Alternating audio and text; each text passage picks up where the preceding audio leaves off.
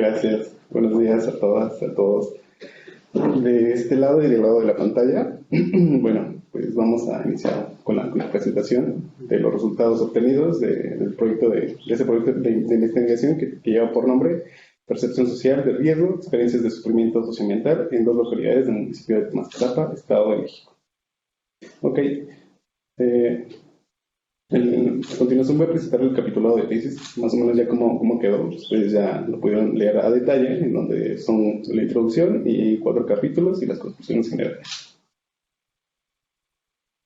El trabajo de investigación, como antecedentes, se sitúa sobre las discusiones del Antropoceno y el Capitaloceno, ahora, en donde la transformación desde el Antropoceno de la naturaleza y de los problemas socioambientales se homogeniza, pero desde el Capitaloceno hay actores económico-políticos, actores económicos-políticos determinados que transforman, ¿no?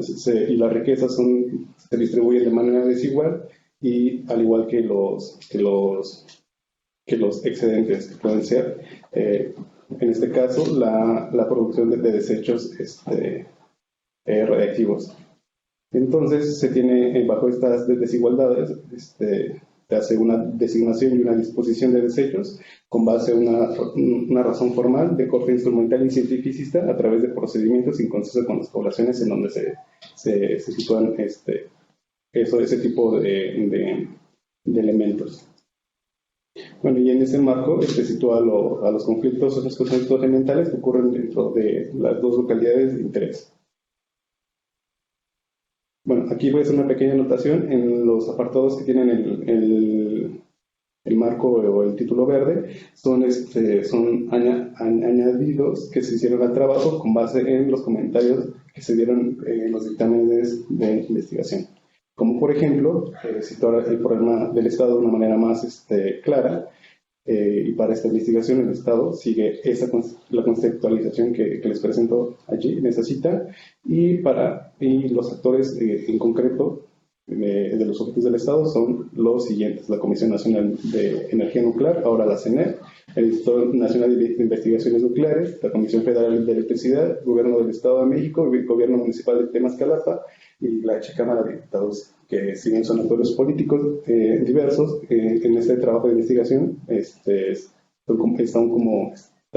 contrariados o incluso desconectados de cómo se producen estos problemas que más adelante voy a tocar.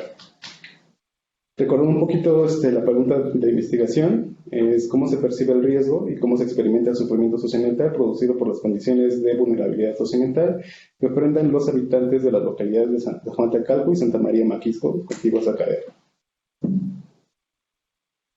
Ok, la pregunta, de la pregunta surgen estos 4 objetivos claros, que es caracterizar demográfica y epidemiológicamente a la población, identificar qué información tienen algunos de los habitantes locales sobre las problemáticas socioambientales, analizar hasta qué punto sus percepciones y experiencias configuran de situaciones de sufrimiento socioambiental, y analizar hasta qué punto sus percepciones de riesgo y experiencias configuran estrategias de respuesta y acciones políticas ante los conflictos socioambientales. Okay. ¿Cómo leo este problema? Es a través de la conceptualización. Parto del marco teórico que es desde la antropología médica, pero también mi formación como sociólogo me permitió extenderme hasta agarrar otra disciplina que es la sociología, y específicamente 2 puntos que es la teoría crítica, el postestructuralismo y sociología reflexiva de Pierre Bourdieu y Louis Lacan. Y en general utilizo 3 conceptos que son fundamentales para el análisis, que es la unidad socioambiental, que es una relación aquí recuperada desde aspectos físicos o socioambientales y aspectos sociales, y está recuperado, bueno, a la manera en cómo recupero la vulnerabilidad socioambiental es a través de la experiencia de los sujetos, y esta experiencia de los sujetos la articulo desde los otros dos conceptos que son cruciales, que es la percepción social del riesgo, que es una construcción sociocultural y colectiva en donde los sujetos en ambas localidades definen y seleccionan qué es un riesgo, en donde adelantando un poquito a los detalles, el papel de la incertidumbre tiene un centro muy importante, y el rumor. En verde, otro elemento que es otro agregado es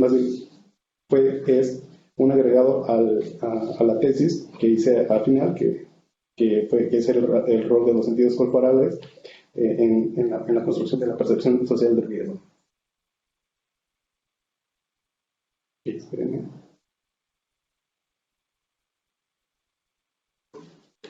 Okay.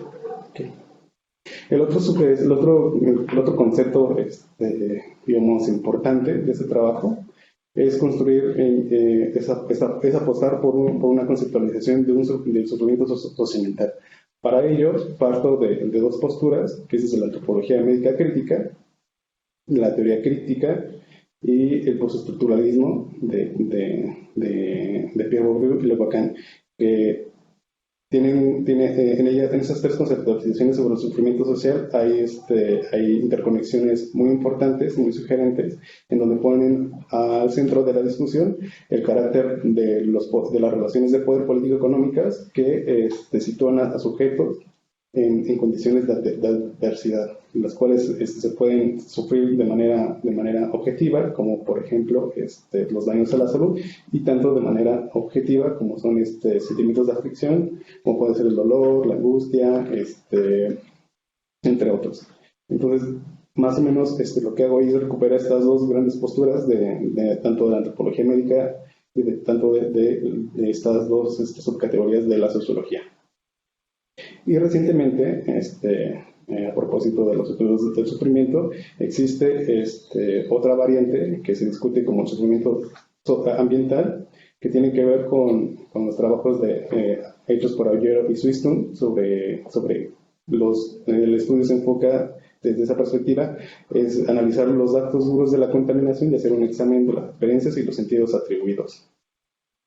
¿Cómo se diferencia este concepto de sufrimiento socioambiental de estas dos? Es precisamente decir que existe una producción social del sufrimiento de poder político-económicas transforman y explotan la naturaleza o los territorios, dejando en una situación de vulnerabilidad socioambiental a los sujetos. Entonces, recobrando las discusiones anteriores de este concepto, es también decir que efectivamente el sufrimiento es tanto subjetivo como objetivo.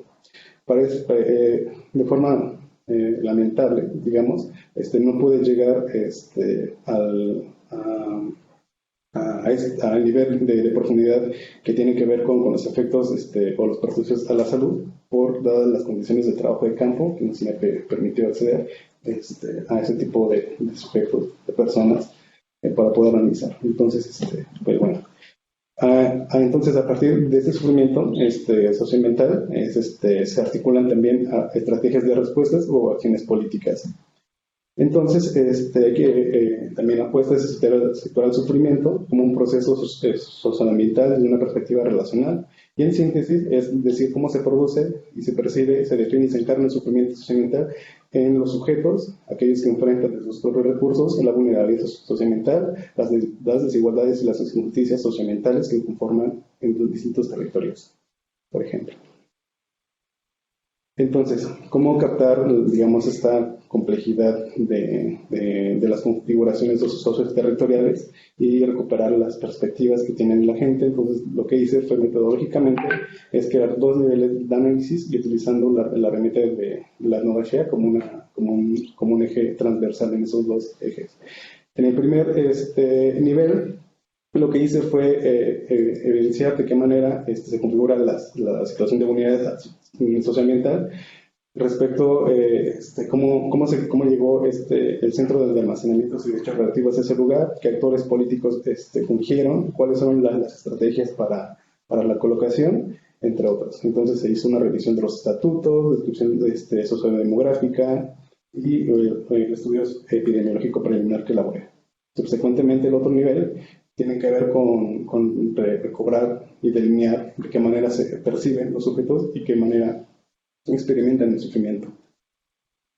En este sentido, bueno, como recordaremos, el trabajo tuvo un trabajo de campo muy limitado por el contexto de la pandemia, y aquí debo de hacer la aclaración de que en un primer momento se planeó trabajar con grupos de familia afectadas por la radiación, pero no, lamentablemente pues no tuve acceso a este grupo de personas, lo cual decantó en los siguientes materiales obtenidos, que son 15 entrevistas, revisión hemerográfica, documentos oficiales, y entre otros los que se presentan ahí en la pantalla.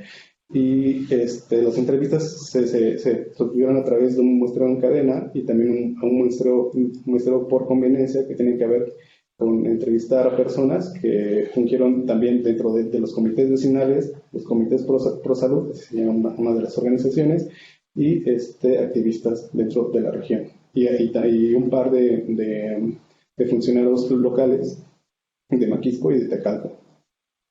Y bueno, por eso es una gran variedad, una muestra heterogénea de sujetos de estudio. Entonces el caso se sitúa dentro del municipio de Temascalapa, que se encuentra al norte del Estado de México. En ella se encuentran las dos localidades que podemos ver aquí, que es Tecalco en rosita, y en verde es Maquisco, y el que está al centro es el Centro de Almacenamientos y Desechos Reactivos del CADER. Y las dos localidades tienen un índice de marginación medio, y Tecalco es una población semiurbana de 3.307 habitantes, y la localidad de Maquisco es una localidad rural de apenas 923 personas. Ok, en el siguiente mapa es un mapa muy interesante porque revela un poquito cómo se interseccionan varios fenómenos. El principal, y es el eje de esta investigación, es el CADER, que es un lugar establecido en 1970 por la hoy extinta Comisión Nacional de Energía Nuclear, el CNEN, hoy en día la CNE, hoy en día la Comisión Nacional de Seguridad Nuclear y Salvaguardas.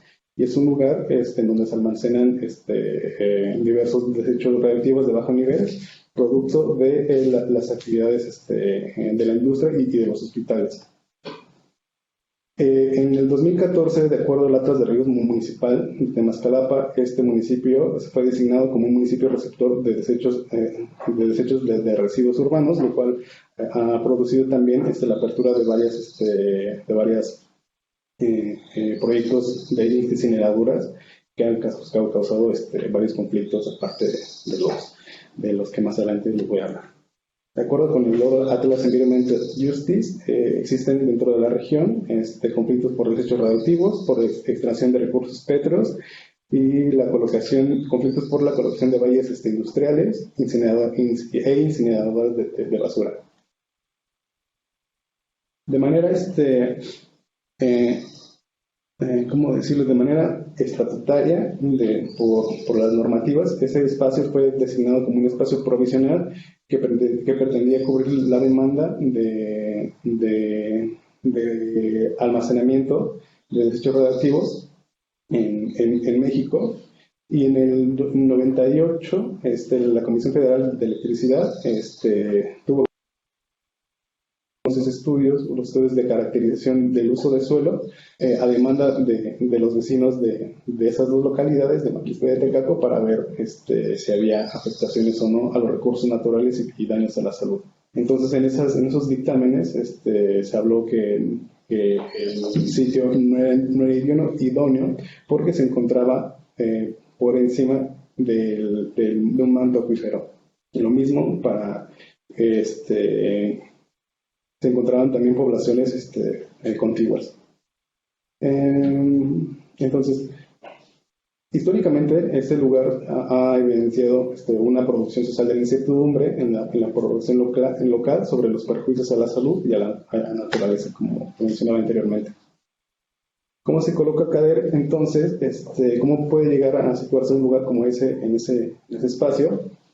Es Una es el argumentando bajo los estudios científicos que se dieron por parte de las instituciones encargadas del CADER. Entonces se dieron los argumentos científicos para decir que ese lugar se tenía que quedar.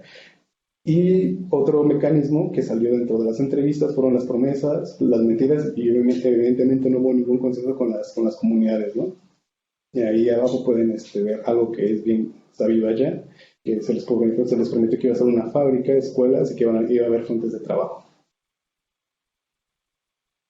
Subsecuentemente, siguiendo el orden de la metodología, lo que realicé fue hacer un estudio epidemiológico preliminar, en donde se hizo una revisión de la base de datos de mortalidad de la Dirección General de Información en Salud de México, y fue toda la base de datos. Esto lo tuve que limpiar en el programa Stata para ver cuáles eran las principales enfermedades que se hallan en la región, que son enfermedades de corazón, diabetes y enfermedades digestivas. Lo mismo para ubicar cuáles son las tasas generales de mortalidad para las causas de muerte de la exposición al cobalto y uranio, en donde llama la atención que, bueno, de las enfermedades que se sitúan allí, son tres, que son las malformaciones congénitas, nefritis y nefrosis, tumores malignos, en donde podemos ver ahí en rojo, por cierto grupo de edad, bueno, supera la tasa nacional de mortalidad con respecto a la tasa de Temascalapa. Entonces, estos datos pues, no pretenden ser conclusivos, pero resultan estadísticamente significativos, lo cual requiere un mayor análisis en el futuro. Ok, entonces, pasando un poquito más digamos, al segundo nivel de análisis sobre la percepción social del riesgo, aquí presento como que la participación de los medios de comunicación como uno de los ejes centrales como actores específicos que enfatizan el riesgo. Entonces aquí podemos ver un montón de recortes de periódico, de notas sobre el lugar. Dentro del trabajo de campo también resaltaron como una tipología que son los elementos externos e internos que resultaron, ¿no? Que resultaron de las entrevistas semiestructuradas y de las notas de diario de campo y de varias charlas informales que pude acceder allí.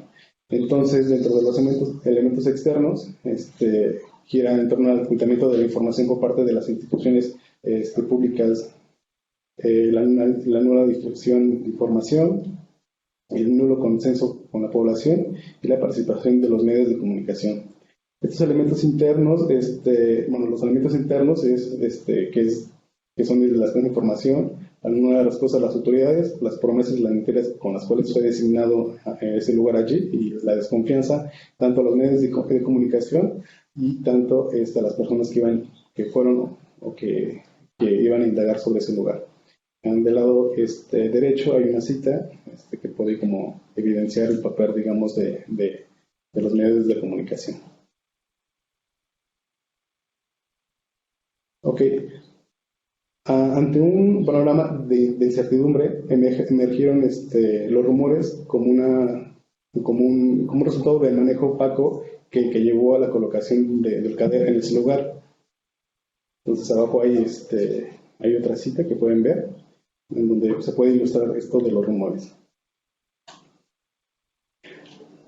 Consideraron entonces que la colocación de esta instalación se realizó, no hubo un diálogo con los habitantes. La discusión en torno al CADER se da de una manera en espacios privados, en el backstage, como diría Goffman, en los patios, en las cocinas de las casas de las personas. Entonces, el rumor para este trabajo es un resultado del manejo del desconcierto absoluto, de las anticipaciones o incertidumbre, y son maneras privilegiadas de experimentar el poder. Recobrar esa cita muy ilustrativa de Bourdieu. Y adelante los elementos que componen esa relación. Esta es una parte muy interesante porque es algo que no llegué, que los doctores no me llegaron a revisar, que tiene que ver con los sentidos en en la creación o significación del riesgo, donde están inmiscuidos la vista, la escucha y el olor, de cómo se percibe ese espacio a través de los sentidos. Pues eso lo recuperé de la antropología sobre los sentidos, sobre los estudios feministas sobre los sentidos. Pues eso es una forma de leer, de percibir el riesgo. Y hay unas citas que ilustran cada uno de los sentidos que salieron a la luz.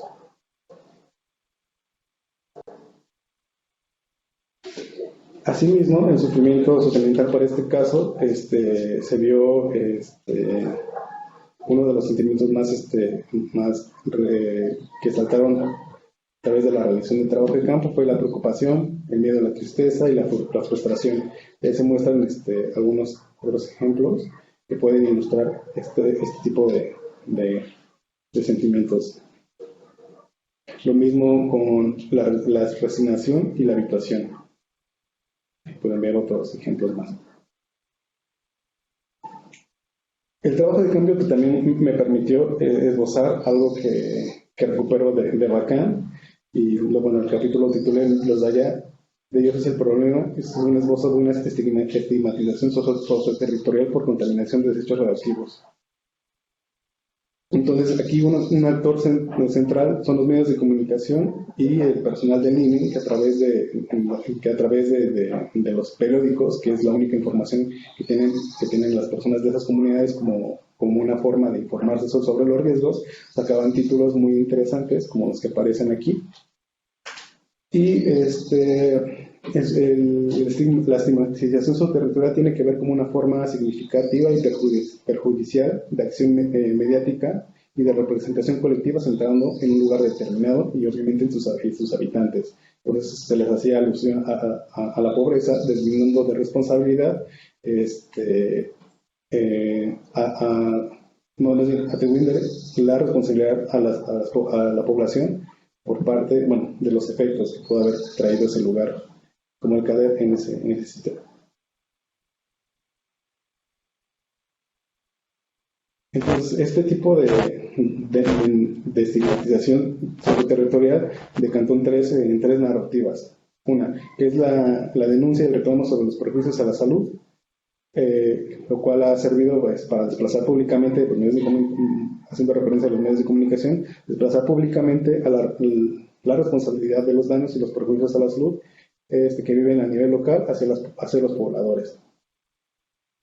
La otra narrativa es por parte de los habitantes se ha creado o se ha agudizado con el tiempo la desconfianza hacia las personas que van a indagar sobre el tema de CADER, investigadores, reporteros y políticos, y se expresa abiertamente el hartazgo y se les enuncia como pobres e ignorantes. Y hay una cita que puede ilustrar lo anterior. Lo que hice después es recobrar un recorrido histórico sobre las estrategias de respuesta y las acciones políticas de dos periodos, de 1970, que es el Estado de CADER, hasta 90, 99, y posteriormente después una del 2000 al 2019. Entonces, a partir del reconocimiento de un sufrimiento, se han organizado agricultores, ciudadanos, movimientos sociales, como es el Frente del Pueblo de Defensa del Agua y la Tierra, desde Mazcalapa, y la Asamblea Nacional de Afectados Ambientales. También ha habido organizaciones de mujeres y conflictos, científicos locales y profesionales, lo cual he decantado en más acciones, que son bloqueos, involucramiento, acciones políticas, activismo mediático, entre otros. Estas acciones también han sido sujetas ha habido un proceso de apagar este tipo de movilizaciones con base en la represión del ejército, y los comités vecinales se han organizado o han hecho en comités para poder demandar estudios, pero se les obliga que esperen que esperen, digamos, la vida, que termine la vida útil de su lugar. Entonces, es una práctica constante de desmovilización, la espera. Entonces también hay como en promesas incumplidas por parte de partidos políticos, en donde se les promete reubicar, clausurar o hacer estudios epidemiológicos. Ok. Bueno, a manera digamos, de conclusiones, quiero concluir con preguntas que surgen del trabajo. Cómo el sufrimiento social y socioambiental permite el lucro y la reproducción de las desigualdades sociales y de la vulnerabilidad estructural entre ciertas poblaciones y territorios de las periferias urbanas o entornos rurales. Cómo el concepto de sufrimiento socioambiental puede ser de gran ayuda para reclamar no únicamente justicias ambientales, sino también justicias epistémicas. Cómo también leer este concepto de sufrimiento arrojaría otra luz usando otras categorías, por ejemplo, género, raza, y en términos de la literatura bosquejada, cómo establecer diálogos inter y multidisciplinarios para analizar de manera integral la relación salud, sociedad y naturaleza. Y creo que ya.